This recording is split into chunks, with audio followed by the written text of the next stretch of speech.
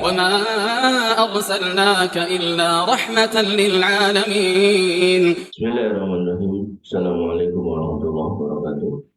Alhamdulillah, wassyukurillah, wa la hawla wa la quwwata illa billah. Salatu wassalamu ala Rasulillah wa ala alihi wa sahbihi wa mawala wa nifidina azani wa iyyakum.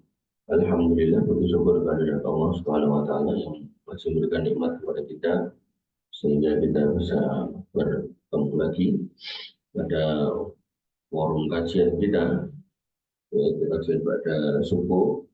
Hari ini agak telat karena terjadi beberapa urusan yang harus saya kerjakan.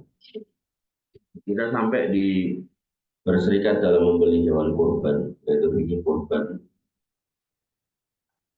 Maka hadis yang dicantumkan penulis adalah An Jabir bin Abdillah dan Jabir bin Abdillah radhiyallahu anhu. Dia berkata, "Nahar dalam Nabi SAW amal Hudaybiyah." Kami pernah berkorban bersama dengan Nabi SAW pada tahun Hudaybiyah. Al-badanata an sab'atin, yaitu sebuah unta an sab'atin yang diangkat di sepuyung, di potongan, di patungan orang 7, wal baqarata dan sapi an sab'atin juga 7 orang. Nah, di sini adalah dalil yang menunjukkan bahwa diperbolehkan untuk patungan dalam seekor sapi dan unta. Sedangkan kambing maka hanya dari harta satu orang. Imam Nawawi rahimahullah berkata, wa ajma'u, ulama sepakat ala anna syahta, bahwasanya kambing la yajuzu al-istiraku fiha, enggak boleh ada patungan. Makanya patungan di sekolah itu jatuhnya bukan kurban, tapi latihan kurban. Bolehkah patungan sapi atau unta jika orangnya kurang dari 7? Kalau 7 itu maksimal, maka kalau kurang dari 7 pasti boleh. Jika 7 orang boleh, maka lebih sedikit lebih baik. Imam Syafi'i rahimahullah berkata, wa idza kanu aqalla min sab'atin adza'at anhum wa hum mutawwi'una bil fadl. Walaupun mereka bersepakat kurang dari 7, maka adza'at anhum, mereka akan dapat pahala. Wa hum mutawwi'una bil fadl, mereka akan mendapatkan.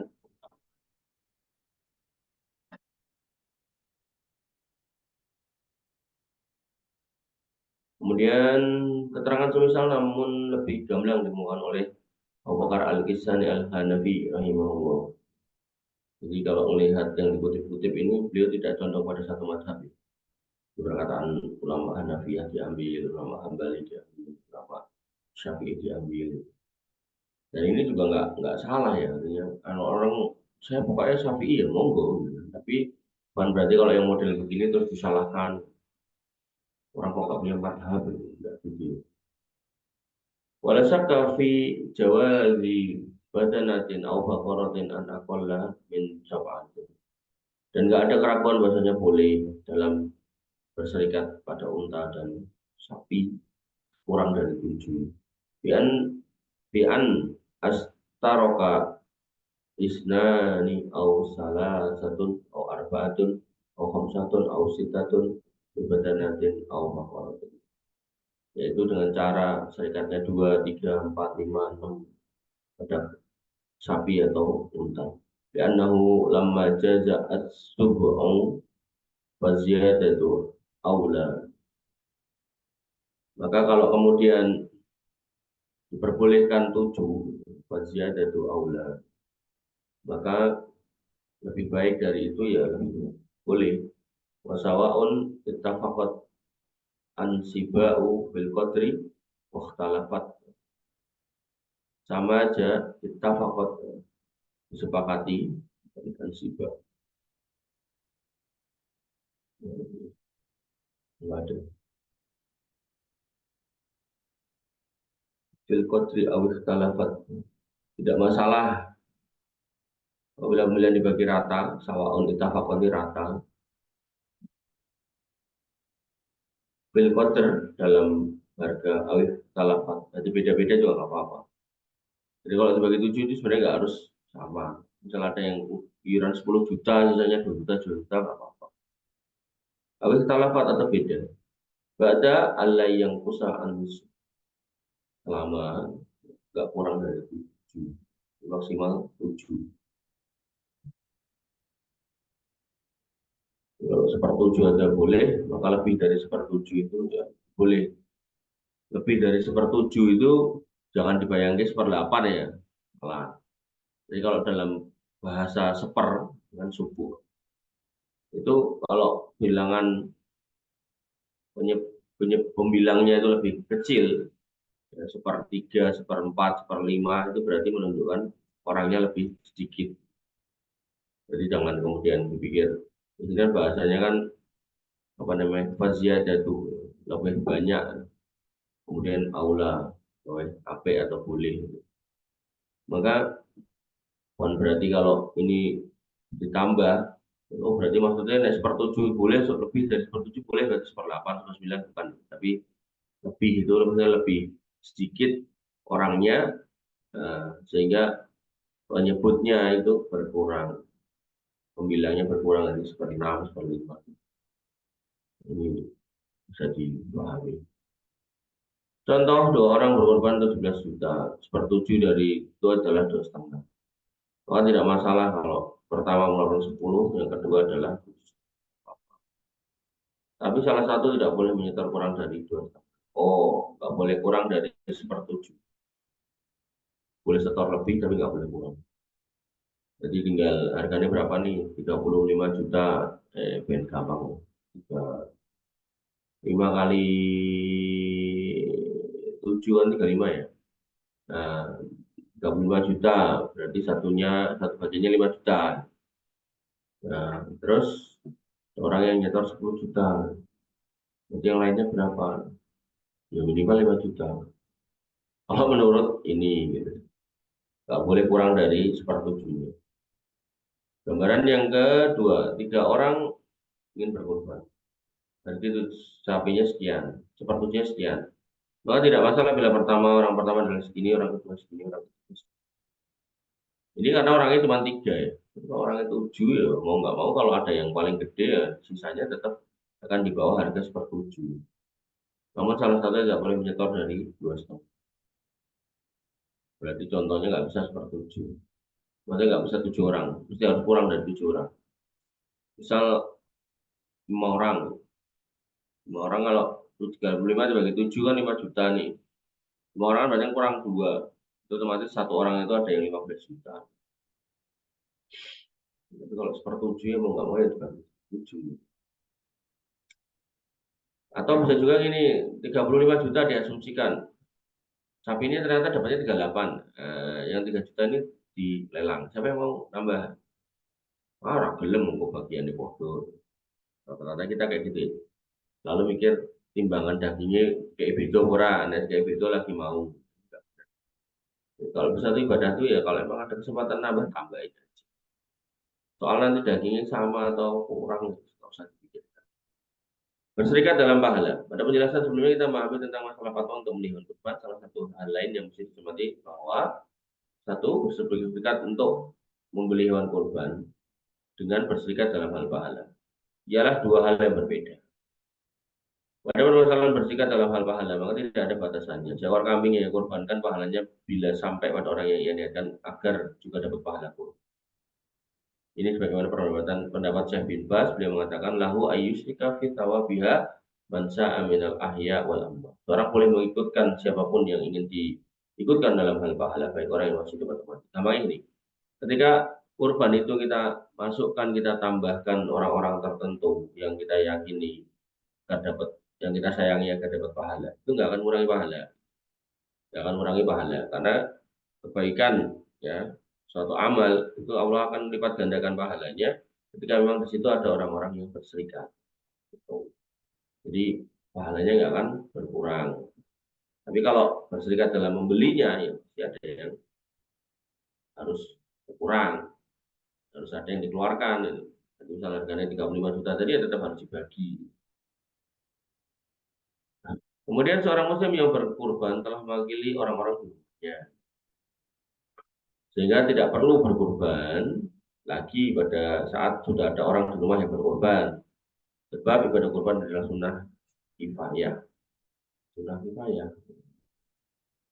Dalam konteks keluarganya ya. Tapi kalau secara masyarakat muslim, itu sunnah muakkadah. Al-Qadiyat rahimahullah berkata, wakafatu ulama, seluruh ulama, al-amsor, berbagai negeri, kita jwizi zabhi rajul anhu, tentang bolehnya atau sahnya seorang berkorban untuk dirinya, wa an ahli baitihi, dan untuk keluarganya ad-dohiyah dalam menyembelih korban, wa isyrafihim fiha ma'ahu, dan mengikut sertakan mereka dalam korban tersebut. Tentu ini yang masih tinggal satu rumah, tinggal satu atap, yang tinggal satu penanggungan. Ini korban saya dan keluarga saya, keluarga yang ada di depan.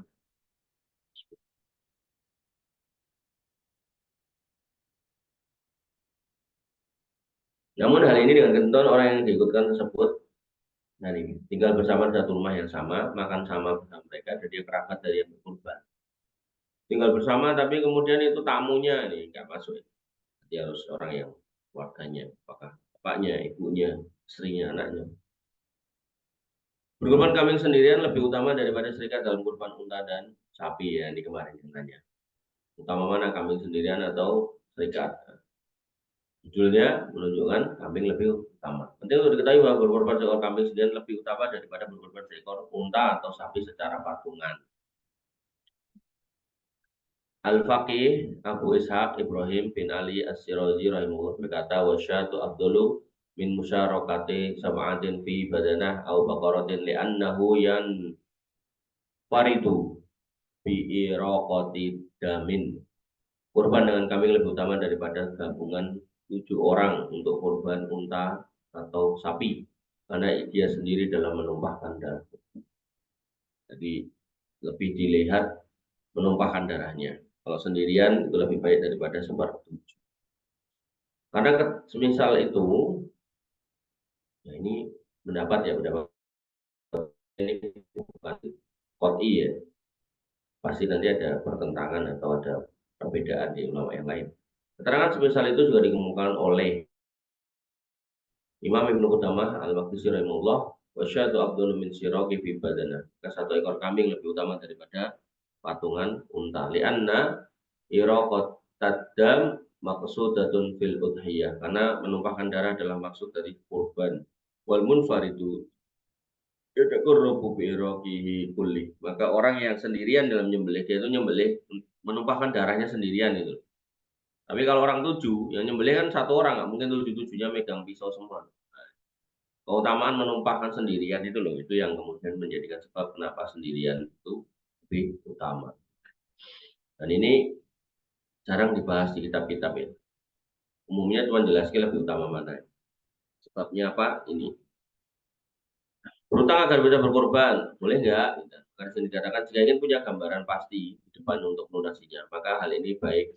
Dia berutang agar bisa berkorban, karena ibadah korban tidak terbuka sepanjang tahun. Nah, makanya gini, korban itu kan 10, 11, 12, 13 Dzulhijjah. Kok tanggal itu nggak punya duit? Punya duitnya nanti akhir bulan, misal bulan tanggal 25 Dzulhijjah. Nah, dia punya jagan tuh, entah gaji, entah bonus, entah apalah, entah nanti ada tagihan cair gitu. Ya wes, utang dulu nggak apa-apa. Ya, nggak apa-apa. Karena ada jagannya bu. Jagannya bu di sana. Kesempatan, bukan kesempatan ya. Sesuatu yang menjadi bukan kesempatan itu peluang. Ini lebih ke arah yang dijaga ya, itulah. Apa? Simpenan. Gitu ya. Maka boleh. Ibnu Taimiyah rahimahullah berkata, ingkana lahu wafa, kalau dia punya sanggupan, kemudahan, wastadana, maka dia bisa ngutang, minta utang. Mayudahi bihi, untuk korbannya, fahasan, maka itu baik. Dan jarang loh utang dikatakan baik. Utang itu umumnya kan jelek. Makanya Nabi berdoa, Allahumma inni a'udzubika minat dain wa ghalabatid dain. Aku berlindung dari utang dan terlilit utang. Jadi dalam hadis yang lain Nabi berlindung dari Allahumma inni a'udzubika minal ma'sami wal maghram, dari perbuatan dosa dan terlilit utang. Jadi utang itu secara umum jelek. Tapi kalau emang untuk ibadah dan ada jagane, maka silakan. Dan ini berlaku untuk ibadah yang lain ya, mau umroh mau haji. Kalau emang punya jagan ya, punya tadi itu yang dijagakan adalah yang dipersiapkan untuk bayar. Jadi ada perhitungan, ada kalkulasi, bukan waton. Maka ya silakan. Dia juga sama. Dia lawan orang kafir, lawan Amerika. Tidak ada mau apa pelintang ya, itu juga nggak benar. Jadi harus punya persiapan yang tepat. Jangan cuma asal semangat. Tapi bila tidak memiliki gambaran di mana uang itu akan dilunasinya, sebaiknya tidak mencari pinjaman. Jangan cari pinjaman untuk yang memang nggak mampu. Karena kurban hukumnya sunnah muakkadah, pinjaman hukumnya mubah. Gitu. Maka kalau kemudian mubah, apalagi mau nggak bisa bayar, maka itu nanti masuk dalam haram. Yang utang punya wajib toh. Kalau ini masuk dalam wilayah haram, maka haram meninggalkan yang haram diutamakan daripada yang berkurban lebih dari seekor boleh enggak? Jika memiliki lapangan rezeki, bila seorang berkurban lebih dari seekor. Hal ini diamalkan oleh semua sahabat. Antaranya Anas bin Malik radhiyallahu anhu, beliau mengatakan, karena Nabi SAW yudhahi bikabsaini. Beliau SAW kurban dengan 2 ekor kambing. Wa ana udhahi bikabsaini. Dan aku juga ikut. Nabi itu kurbannya 2 ekor. Tapi ya enggak setiap kurban, sering. Sahabat Nabi lain juga berkorban lebih dari seekor, ialah Ali bin Abi Thalib dari Hasani anna aliyan doha bikabsaini, dari Hasani bin berkata, sungguhnya Ali radhiyallahu anhu berkorban 2 ekor domba. Kemudian Syekh Zaid Al-Madkhali rahimahullah berkata, fa in dohal muslim bi aksar min sa'atin au bi baqaratin au bi badanatin fa inna ajrahu a'damu aksar. Orang muslim yang berkorban lebih dari 1 kambing, 1 sapi, 1 unta, maka ajrohu, pahalanya a'dham, lebih besar dan lebih banyak. Wa hadza ma'lumun min qawaidi syariah, dan ini sudah dikenal dalam kaidah syariah. Il kullama kana al-amal as-shalih aksar fa anna thawab as-shalih a'dham. Maka setiap orang yang setiap amal yang soleh yang dikerjakan lebih banyak, maka pahalanya akan lebih besar. Jadi orang yang tahajud 8 rakaat plus 3 itu paling lebih besar daripada yang tahajud cuma 2 plus 1. Tahajud 20 plus 3 itu lebih besar daripada 8 plus 3. Tapi 20 plus 3 ngebut nggak sesuai dengan sunnah, nggak menjalankan rukunnya, itu nggak lebih baik daripada 2 plus 1 yang sesuai dengan sunnah. Maka kesesuaian dengan sunnah ini juga perlu dilihat. Jangan cuma asal ngegas. Bimado afatillahi lidzalika sawab, dengan dilipat gandakan yang pahala sebagai balasan dari Allah Subhanahu wa taala. Kama qala azza wa jalla, sebagaimana Allah taala berfirman, "Man ja'a bil hasanati falahu asru amsal." Siapa yang berbuat kebajikan, maka dia mendapatkan 10 lipat pahalanya dari amal itu. Jadi kalau misal satu sholat pahala 10, dia sholat 20, jadi kalau pengen. Allah Ta'ala. Kita masuk di bab selanjutnya. Tidak ada sunnah berwudu sebelum menyembelih kurban. Termasuk tidak ada sunnah sholat qobliyah sebelum sholat id. Tidak ada sholat sunnah tahiyatul masjid ketika masuk lapangan. Tidak. Jadi begitu datang duduk takbiran dah. Nanti khotibe sholat, atau ikut sholat. Kita tidak pakai aneh. Orang yang akan menyembelih hewan kurban boleh dalam keadaan suci maupun tidak. Jadi pas menyembelih kurban kentut, dia tahu wudhu sih, sah, lanjut aja. Namun bila secara khusus berwudhu dalam rangka menyembelih, maka tidak ada dosa. Tapi kalau kemudian dia mau mensucikan dirinya semata-mata bukan karena meyakini, ini loh pentingnya bedanya meyakini dan tidak meyakini. Jadi gini, orang kalau menjaga wudhu terus kurban wudhu sih, itu boleh gitu. Tapi kalau meyakini, kalau nggak wudhu nanti kurbannya nggak sah, ini yang bid'ah. Paham ya? Jadi jangan sampai salah gagal paham. Oh, ini bid'ah orang. Kok ini aneh-aneh gitu loh. Oh, nggak ada dalilnya, nggak ada syariatnya naik kurban atau nyembelih potong buah kambing atau sapi dalam kurban itu harus dalam keadaan suci, nggak ada. Gitu. Nek kamu punya kebiasaan anggar ngentut wudhu lah monggo, nggak apa-apa. Artinya pas mau kurban mau motong ngentut terus dia wudhu, apa wudhu lah biasanya aku nek bareng ngentut wudhu, nggak apa-apa itu. Tapi kalau kemudian dia meyakini, ini aku wudhu nanti nggak sah, ini perlu dalil. Nggak ada dalil maka nggak usah. Ya. Majelis Ulama Saudi Arabia menyebutkan lam yungkol an Nabi SAW, tidak pernah dinukil dari Nabi SAW annahu tawaddoa ba'da sholatil idul adha, bahwa Nabi SAW wudu dulu setelah sholat idul adha min ajli ayat baha udhiyah, karena pengen memotong kurban. Walam yu'raf dzalika aidon anis salaf, dan tak pernah dikenal dari para salaf as-shalih perbuatan seperti itu. Wal qurunis salasati alladzi syahidalaha an Nabi SAW bil khair, dan 3 generasi sahabat tabi'in enggak pernah juga melakukan itu. Faman tawaddoa min ajli dzabhi udhiyah fa huwa jahilun mubtadi'un. Maka siapa yang kemudian berwudu antaran karena mau nyembelih korban, ya tadi meyakini khawatir korbannya nggak sah kalau nggak suci, maka ini orang jahil dan mubtadi' ahli bidah. Lima sohan Nabi SAW annahu qala, sebagaimana telah sahih dari hadis Nabi SAW bahwa beliau SAW bersabda, man ahdasa fi amrina hadza ma laisa fihi fa huwa raddun. Siapa yang beramal nggak pernah kami contohkan, maka bolehkah membatalkan kurban, niat kurban? Syekh Utsaimin rahimahullah menjelaskan, jika seorang menjual kambing dengan niat untuk dikorbankan, maka kambing itu belum berstatus harus dikorbankan selama masih dalam puasanya. Jika ingin, dia boleh menjualnya, membatalkan, menyedekahkannya, atau bila ingin dia juga boleh menghadiahkannya. Mirip dengan orang yang mengeluarkan beberapa dirham yang masuk untuk sedekah, maka ketika ia baru mengeluarkan dirham itu sedekah, belum wajib ia lakukan. Bila ingin, dia boleh lanjutkan niatnya. Bila ingin, dia boleh menyimpannya. Jadi kalau udah beli korbannya, belum dipotong, baru mau tiba-tiba rasido, menurut saya Utsaimin itu enggak apa. Tapi kalau udah diserahkan ke panitia korban, atau udah dipotong, atau udah siap potong rasido, maka itu jelek. Saya secara pribadi lebih condong kalau memang udah diniatkan untuk ibadah, ya jangan di cancel, karena orang-orang yang berkorban haji umroh itu keluar dana, Allah akan mengganti dengan yang lebih baik.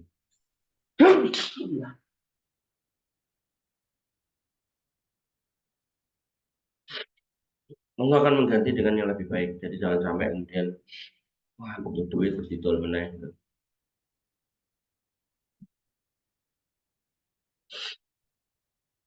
Wani bidina azani Allah wa yakum. Kapan hewan berstatus harus dikurbankan? Ketika seorang menugaskan dengan ucapan ini hewan kurban saya, atau kalimat semisal ini, maka hewan tersebut harus dikurbankan. Tidak boleh diganti kecuali dengan hewan yang lebih baik. Nah, jadi kalau baru niat, hewannya dituntun tapi belum mengucap. Tapi kalau sudah mengucap ini hewan kurban saya, maka itu sudah diakatkan dengan Allah, maka itu tidak boleh di-cancel.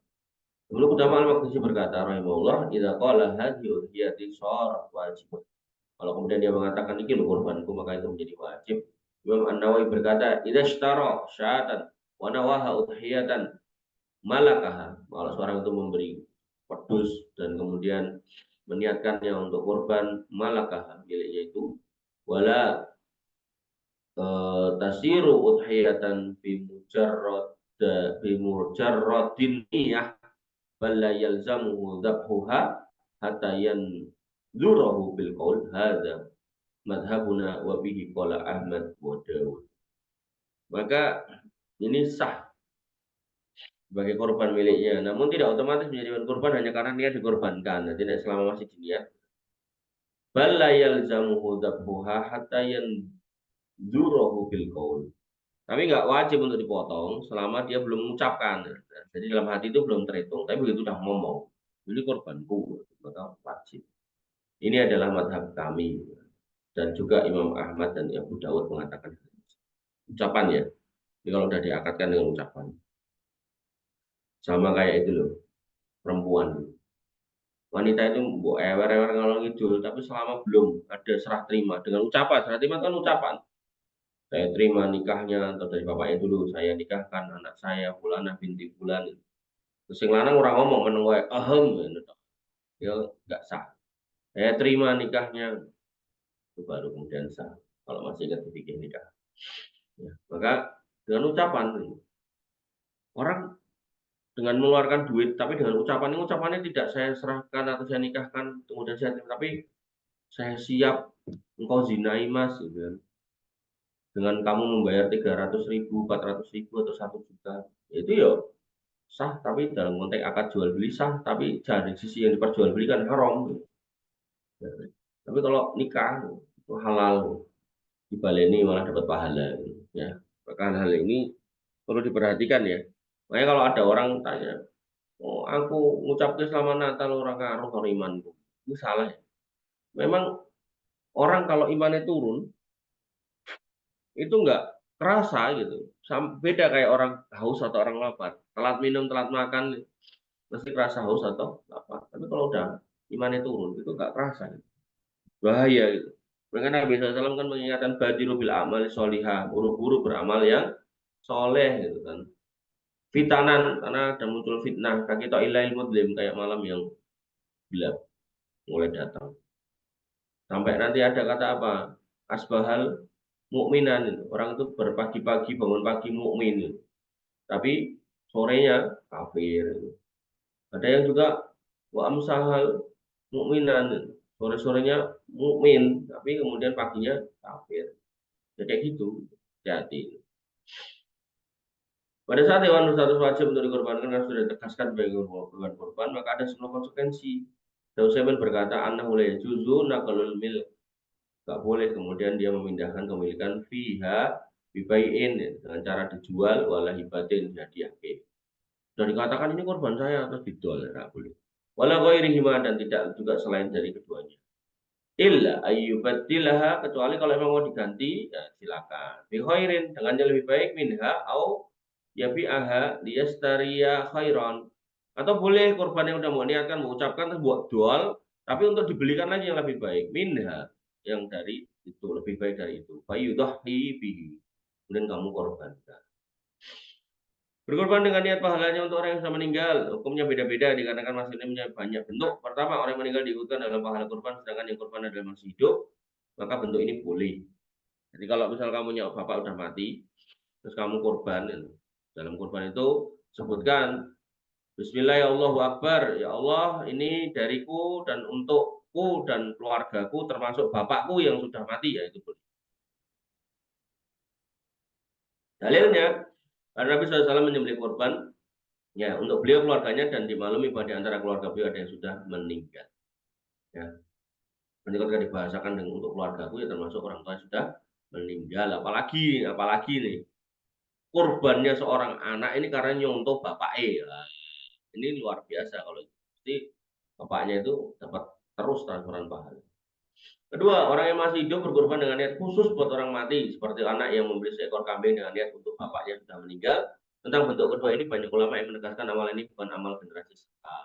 Seperti Syekh Hamad bin Mu'ammar rahimahullah berkata, annan nat annat tadhiyah anil mayyit, bahasanya pengorbanan untuk mayit lam yakun ma'rufan, tidak pernah dikenal anis salaf. Ada ulama-ulama generasi salaf dulu. Kemudian Imam Malik menguatkan pernyataan ini, Imam Malik bin Anas, kalau ini Imam Madhab, nanti ada Anas bin Malik, itu sahabat, bedakan ya. Beliau berkata, walaisal amal ayyudhahya an abawai, dan bukan termasuk amal yang soleh adalah berkorban untuk bapaknya, wafat mata yang sudah mati, wala yu'jibuni dzalik, dan aku tidak suka.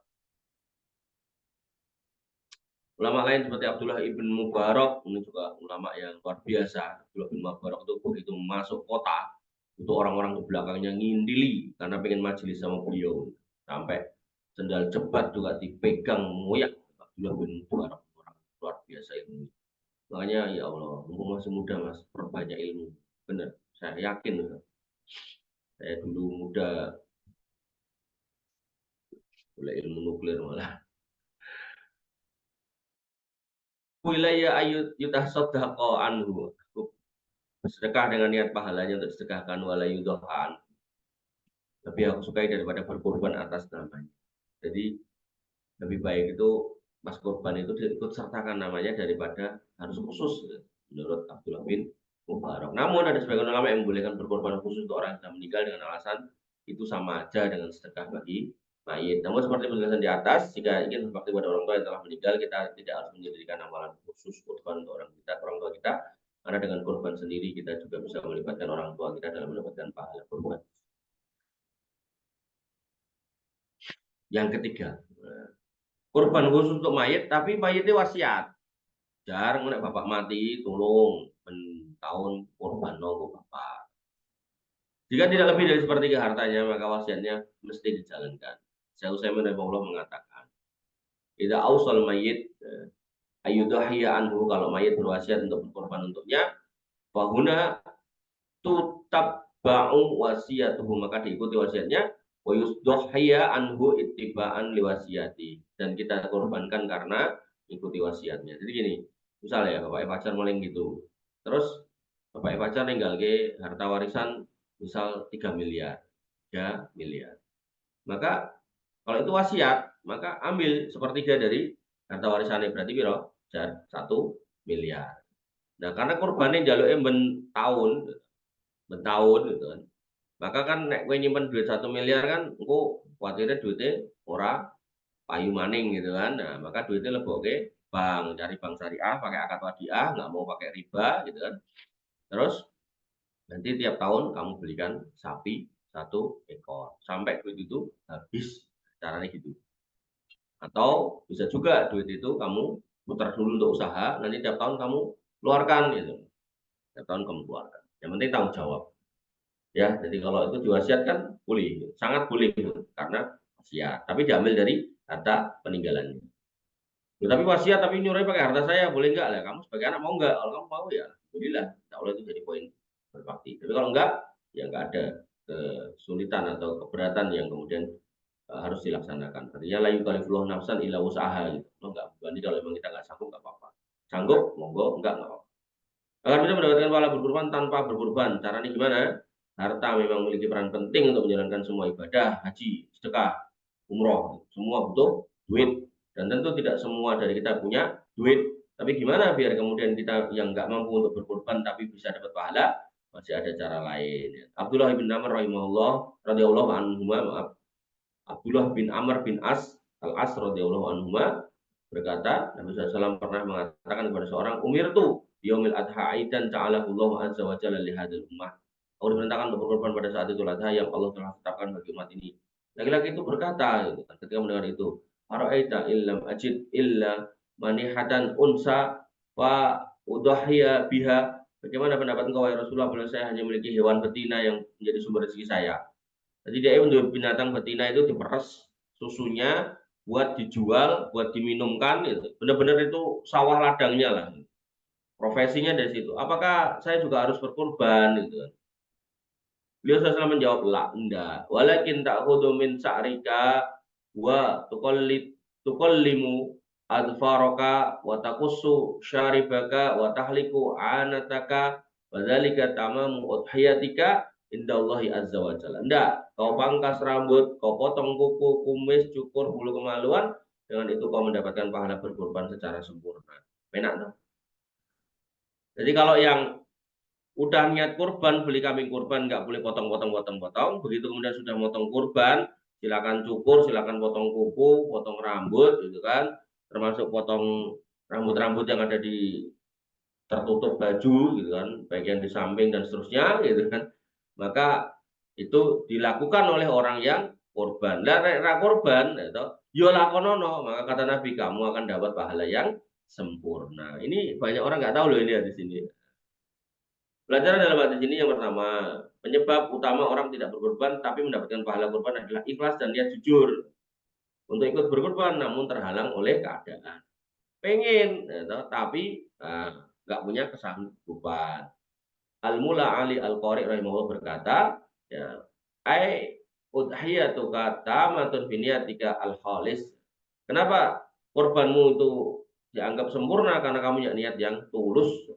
Ada dua pandangan ulama tentang cara pengamalan hadis ini, yaitu pertama melakukan persiapan dengan membersihkan tubuh secara maksimal pada hari Idul Adha, mandi. Ini udah lumrah ya mandi. Kemudian yang disebutkan dalam hadis di atas adalah dengan melakukan 4 hal: potong rambut, kuku, kumis, bulu, kemaluan. Jenggot nggak ada ya. Rambut, kumis, kuku, bulu, kemaluan. Tambahin bulu ketek boleh nggak? Itu boleh, karena itu juga bagian dari khamsu binal fitrah, itu 5 hal dari fitrah itu. Itu kan ini. Potong kuku, kumis, bulu kemaluan, ketiak, sama hitam, itu 5. Tapi yang disebutkan di sini yang terkait dengan fitrah tadi 3, kuku, kumis, bulu kemaluan yang utama. Tapi kalau tambahi, bulu ketiak, atau boleh. Sunat lagi boleh enggak? Kalau udah ya nggak usah. Jadi tambahannya berarti bulu ketiak toh. Nah, potong rambut itu kan ditambah di sini. Potong rambut, kalau rambut udah pendek gimana ya? Potong aja dikit, maka dilakukan sebelum hari raya dan sebelum pergi ke lapangan untuk sholat Idul Adha.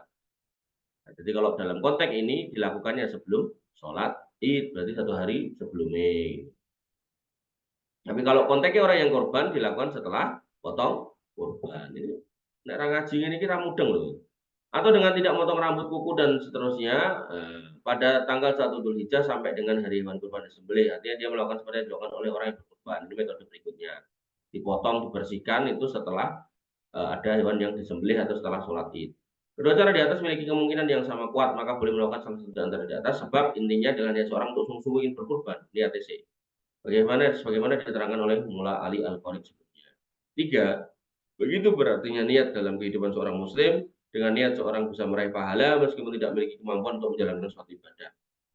Contoh nyatanya adalah hadis Abdullah bin Amr di atas. Semisal hadis ini ialah hadis dari Jabir bin Abdullah ketika Nabi Shallallahu Alaihi Wasallam mengatakan kepada para sahabat yang pergi berjihad bersama beliau, Inna fil Madinah, kalian jihad sama aku, tapi di Madinah sana lari jalan, ada lagi-lagi masyirtum masiron, tidak bersama kita dalam perjalanan ini, wala qata'tum wadian, dan tidak melewati lembah-lembah ini, illa kanu ma'akum, mereka berserta dengan kita ketika kita jalan, ketika kita melewati lembah-lembah itu, padahal mereka nggak ada. Hasabahumul marad, mereka kena sakit, wa fi riwayatin illa syarakukum fil ajr, kecuali mereka itu menyertai kita dalam masalah pahala. Jadi mereka pengen jihad, tapi karena sakit gitu, nggak berangkat. Beda kayak orang nggak berangkat karena jadi pengecut lari dari jihad. Ini beda, itu dosa kalau itu.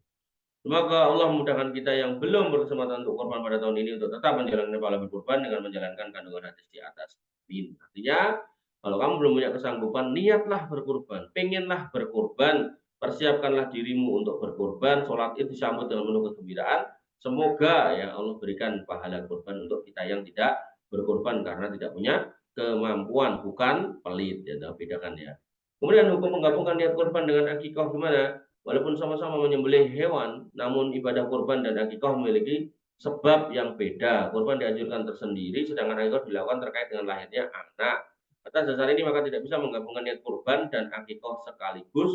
Ini adalah pendapat kebanyakan ulama mazhab Syafi'i di masa kita. Di antara ulama yang berpendapat tidak sah menggabungkan niat kurban dan akikah adalah Syekh Utsaimin, Syekh Ahmad An-Najmi, Syekh Ubaid Al-Jabiri, rahimahumullah. Kemudian kurban di masa pandemi ya. Ini karena bukunya dibikin pas pandemi ya.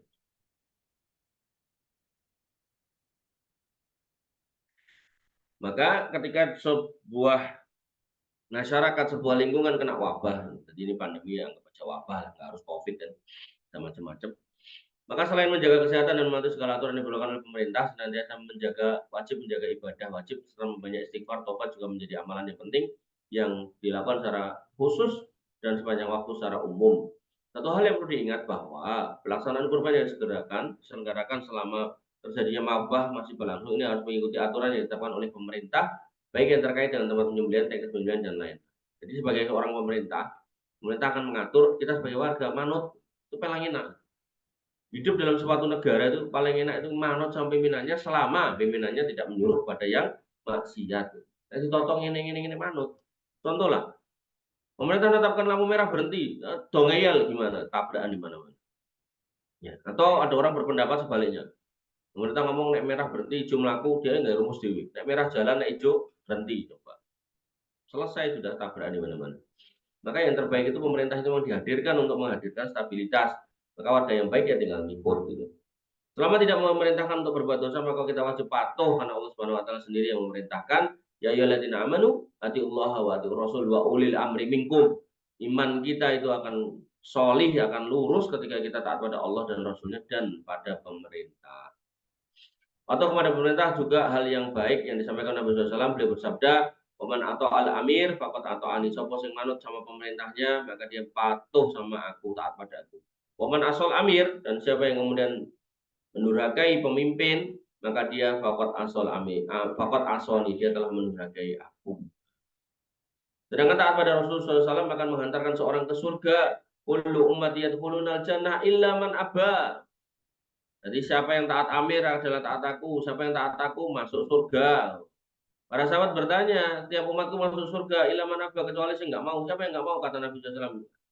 Ya Rasulullah, kata para sahabat, man abba ya abba, siapa yang nggak mau? Kata Nabi SAW, man atau ani dakhalal jannah. Sapa manakala aku mlebu surga, wa man asoni faqad aba. Ketika dikatakan asoni atau ani, nah di atas tadi juga sama, atau ani, asoni. Hati-hati loh. Jadi atau ani dan asoni ini poin yang luas gitu loh. Dan termasuk atau ani, asoni ini salah satu bagiannya adalah taat pada amir. Pertahanan pemerintah akan membuat kehidupan masyarakat menjadi rapi, jauh dari kacauan dan huru-hara. Ibnu Rajab Al-Hambali berkata, wa ammasam wa ta'ah li wulatil umuril muslimin wa fiha sa'adatud dunia. Dan adapun taat dan mendengar pada perintah pemimpin kaum muslimin itu ada kebahagiaan di dunia. Wa fiha tantazimu masalihul ibad. Maka di situ tertatalah urusan-urusan kemaslahatan hamba bima'ayishihim dalam urusan kehidupan. Allah Ta'ala.